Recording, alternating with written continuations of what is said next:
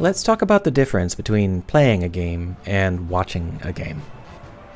This sounds like a pretty big topic, and it is. I'm sure that there have been many papers on this, but today we're going to just talk about my opinions. So let's start talking. This is the game that got me thinking about it, Psychonauts 2. This is the level, the Sensorium. If you played Psychonauts 2, the Sensorium is probably where you realize that Psychonauts 2 was, in fact, really good. But if you're watching someone play Psychonauts 2, it appears that the Sensorium is pretty generic. You don't really get that strong sense of connection. And I think this holds true for most of Psychonauts 2. I looked around a little bit. I know that on my channel it was the least popular of my Let's Analyzes, but I think it's also more or less the least popular Let's Play or stream on the people's channels who decided to Let's Play or stream it. It's just not a very compelling watch. And that got me thinking as to why. I mean, if I'm playing this game, and I think that this level is the best, but everybody watching me play it says, whatever, that's a big gap.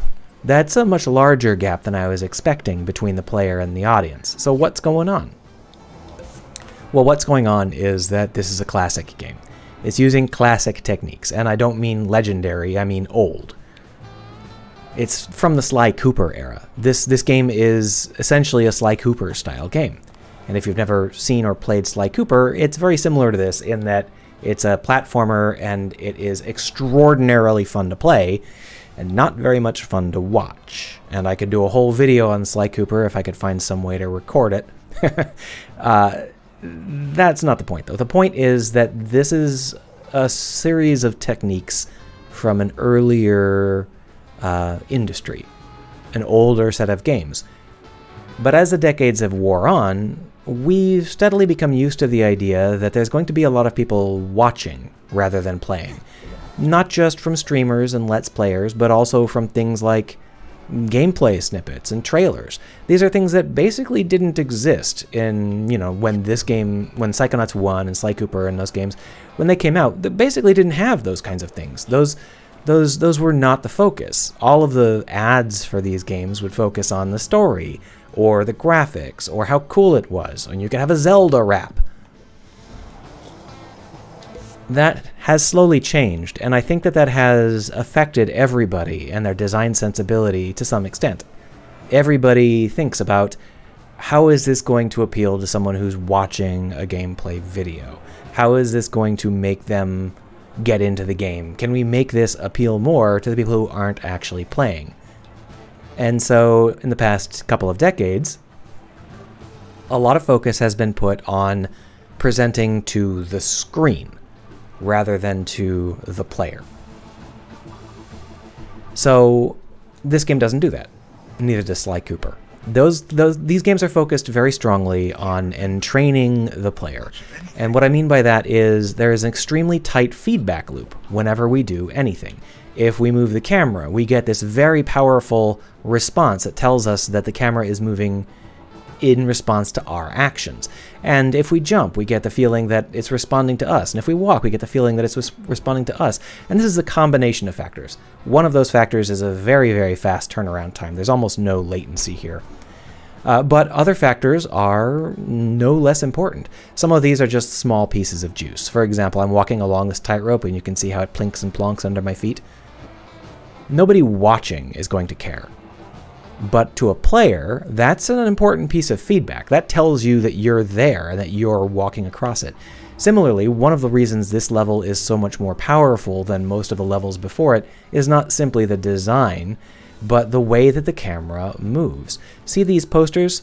How we get that nice chunk of chromatic aberration, the blues and the reds and the greens all separate like an old comic book, Into the Spider-Verse style stuff. As we move, you can see how it resolves as we come towards the center.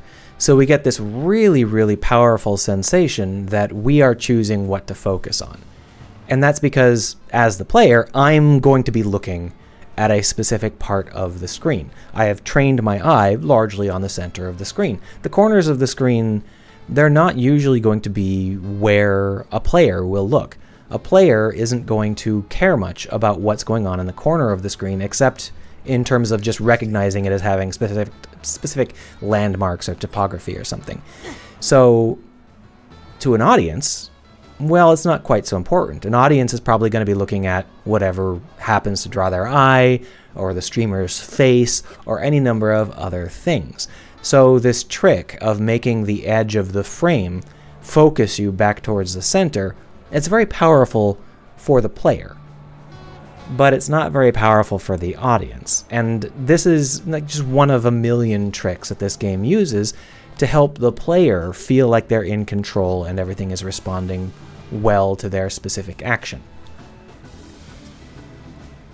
It's amped up in this level, which is why this level entrains us so quickly. The player falls into this level incredibly rapidly, and they know that that's going to happen, so they've built the rest of the level around the assumption that the player is going to be hyper-focused. This entrainment means we don't forget that we're playing the game. That's a really loose term, right? But what happens is the feedback loop gets so tight that we stop thinking about the fact that we're playing a game. And instead, we're just in that feedback loop. Every motion we make unveils more world for us to make motions through, and it just feels very natural. Whether we're jumping or looking around or gathering, glowy things, whatever it is, that feedback loop is tight and fast, and it makes us feel like we're the ones in control. And that's something that is completely useless if you're watching the game, because you're not in control. When I move the camera, I feel like I know what's going on, but when I move the camera, you who is watching just see a blur, because you're not the one who's choosing exactly how far to rotate the camera and exactly where my eye should fall. This kind of consideration is really interesting to me. It's something where, well, is it good? Is it bad? How does it work? Could we make it work in a different way? What, blah, blah, blah, blah, blah. I think that these are considerations that are really interesting. It's never wrong to do it one way or the other. It's all a matter of what you need. And I think that most games these days are a little bit more careful to avoid pointing so carefully at the player. They loosen up that entrainment factor a little bit so that they can add in more cool stuff, like explosions. Just as an example, this. Oh, that feels incredibly good. Could you tell? No, because it's not aimed at you. It's aimed at me. It's aimed at whoever is playing. The way that the sound differs just a little bit with each pop, the way that it responds to my precise thumbstick movements, it feels incredibly natural and incredibly entrancing. And that's just not something that gets communicated very well to an audience. It's something that only the player can really feel. And sure, you might enjoy this. You might enjoy watching me goof around here. But you're not getting the extent of it, because it's not really engineered to communicate with an audience like that. And that's fascinating to me. These are things that are absolutely fundamental game design decisions that we just don't talk about very much. Are you aiming at the player, or are you aiming at the audience? Are you relying on the player being focused on the center of the screen? Are you relying on that precise feedback as they move around and their sense of place? Or are you loosening that up a little bit to appeal to the audience a little bit more, add a little bit more momentum to the camera or something, so that it, so the player can communicate with the audience as to where the camera is going to go, rather than just the player and the camera communicating directly?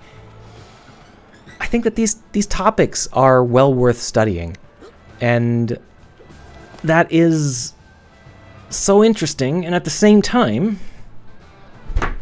how am I supposed to talk about it? It's something that I don't even know if the devs of the game could talk about it very concisely or authoritatively, and it's certainly a little bit more than my Let's Analyze channel can do. So I might just have to punt and remind you that there is a difference between playing a game and watching a game. And even if a game is beautiful, like this one, it may not be something that is fun to watch, because it might not be aimed at an audience. It might be aimed at a player. well, you'll have to let me know what you think, and, yeah. I think that's more or less all I wanted to talk about. If you haven't played Psychonauts 2 and you like this sort of game even a little bit, I do strongly recommend that you play it. See ya.